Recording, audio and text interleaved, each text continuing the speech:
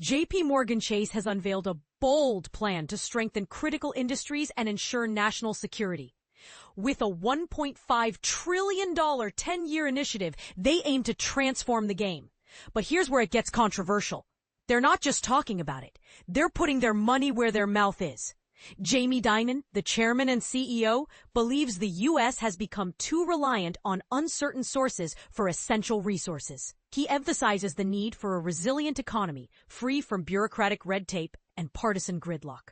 The initiative focuses on 4 key areas: supply chain and advanced manufacturing, defense and aerospace, energy independence, and frontier technologies.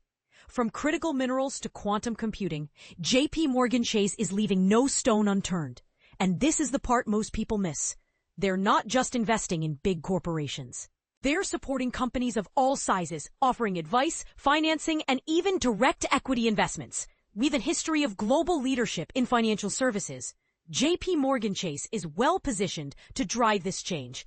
Their unique relationships and expertise in investment banking make them a key player in this mission. The firm is hiring more experts and creating an external advisory council to guide their strategy.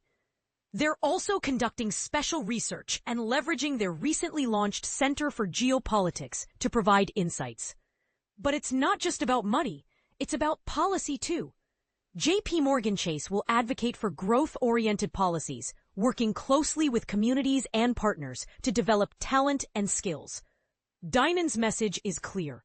America needs to act now to address these challenges. With their massive resources and expertise, JP Chase is leading the charge. So what do you think? Is this initiative a step towards a more secure future? Or is it a controversial move that may spark debate? Share your thoughts in the comments.